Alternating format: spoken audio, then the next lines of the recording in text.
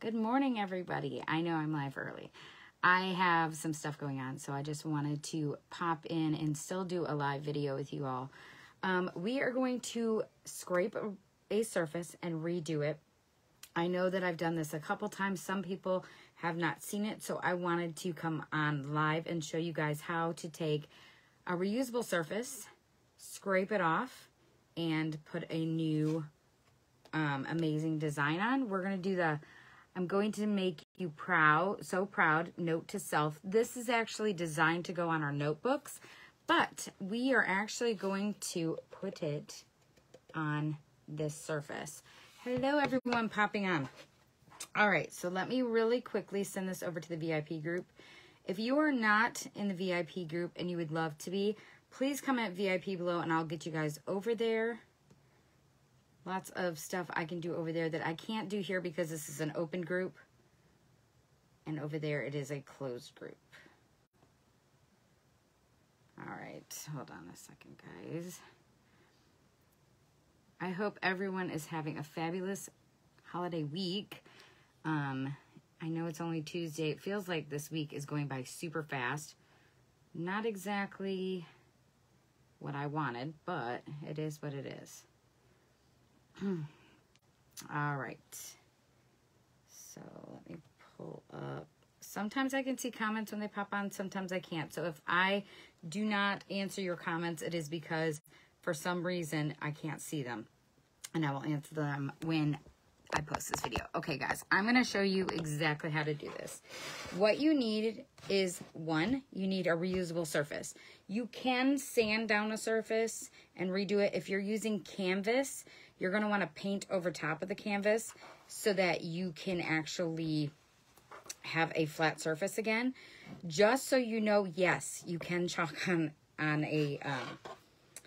canvas. You can chalk on pretty much anything. As long as it sits still for longer than a couple seconds, I always say you can do that. You need a board eraser or a board eraser right here and a scraper tool. And you're going to want some water. So what you're going to do is you're just going to spray the paste, let it sit for just like a second, and then you're going to take your scraper tool and you're just going to go back over top. You're just going to scrape that surface. Now you will have what we call ghosting. That's where the board eraser comes into play. I always tell everyone, if you were going to do anything with chalk, you really do need the scraper tool and a board eraser. They are your best friends, especially if you're redoing surfaces. And it doesn't take a lot of elbow grease. The longer it's on here, the longer obviously it's going to take to come off. And some colors do leave. They almost look like they're not going to come off, but they do come off. You just got to give it a little bit of elbow grease. So I'm going to use a baby wipe right now just to absorb some of this water. You can do that, or you can use paper towel, whichever you want to do. And of course, you can always use the fuzzing cloth because that's what it's designed for. All right, so I'm going to spray this one more time. And you can see there's still stuff on there. You can see that there's a little bit of ghosting. That's where the board eraser comes into play. So you're just going to take the board eraser, and I always use the side that's got the little bit of nubs. And you're just going to kind of little circles. Clean that off. And what's great about this surface too is you could paint it. If you don't want the white, you could paint this surface. It does take paint really, really well. Okay, so now we're going to take the back side of our fuzzing cloth. We always use the terry cloth side. We're going to take the microfiber side, and we are going to dry this completely off. And look, we have a brand new surface to do a new design. Super easy, very, very, very easy. So if you have any questions, please let me know. We are going to get ready to do this. So that's one of the great things about our board and pillar is that you can put it vertically or horizontally. So you can change it up whenever you want. I just noticed I got a little bit of paste right there. That's a dried piece. So our fuzzing cloth is amazing because you fuzz with this side and then you clean with this side. So as always, you're going to want to keep your packaging and your backer sheet because this is reusable 8 to 12 times, sometimes more depending on how well you take care of them. On the back of your transfers, it always tells you your care instructions. It tells you how to prep and peel, how to fuzz, how to apply, how to remove, and how to heat set if you're using ink. And yes, you can use the same transfer with ink and paste, and how to clean it. And you always want to keep that packaging.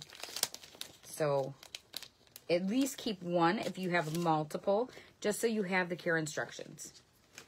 I always write on the back of my transfers so I know what backer sheet they go back to, and so I know how they go back on their backer sheet. If you're doing multiple projects and you have a bunch of them sitting over, like I have a wash basin and I have a towel, so I let mine sit sticky side up to dry.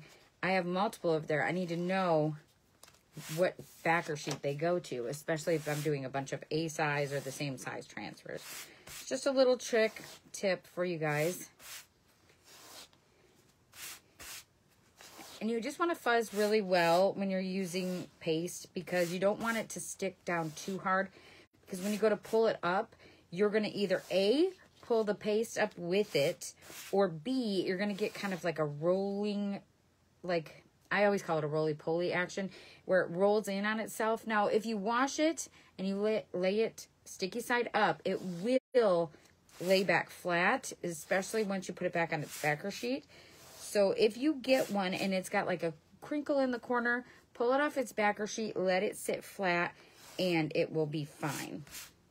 Sometimes that happens when they get mailed out, just because of how they get treated in the mail or whoever's shipping it. I love this one. I think it's super cute. I'm going to make you so proud, note to self. Like I said, this was designed for our notebooks, but I'm going to put it on a board and pillar. Just always a good reminder. And we're just going to use bright white. Super, super easy. And you guys can see that I'm scraping the bottom of this, but there's still plenty of paste in here so that you can make lots and lots of projects with our paste jars. If you are doing paste packets, they say on average it will do 3 B-size transfers. Now, it also depends on how thick you're going, and it also depends on how much silk screen you have. So I can tell you right now, I have used a paste packet 11 times on different size projects. Most of them were wording, not so much like a lot of silk screen. So it just depends on how thick you go. The more you practice, the less paste you're going to end up using, and it's going to be a lot that you'll have left over, which is always wonderful.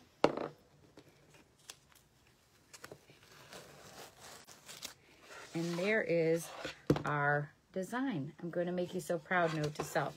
Now, I'm going to wash this in just a minute, but I am going to dry this with my quick dry tool. You can use a hair dryer or you can let it air dry, whichever is more convenient for you. Of course, I'm going to put a cart link in the video, and at the top when I post this video, it will have all of the things that we used here today so that you can grab them if you really want to. If you don't want to, you can take it out of the cart. You don't have to purchase everything. It's just a guide. And if you would, please, if you order, round up with lots of love, because every penny helps. Give a light to a family in need. They say on average it helps 7 people.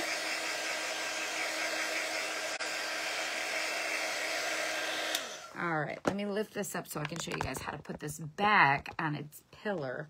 So our pillar has a screw right here. So what you do is you sit it back on there and you just screw this pillar piece back on, just tight enough that it stays on and it's good to go. So thank you guys so much for watching. Thank you guys for hopping on early. I know it's a lot early because I usually go live at 6:30. But you guys have a fabulous day, and I will hope to see you guys here tomorrow for another project. If I can't go live at 6:30, I'll go live early, but I will post a graphic just in case. All right, guys, if you are not a designer, please click that SAJRE button and spread the love for me, and I will see you all soon. All right, bye.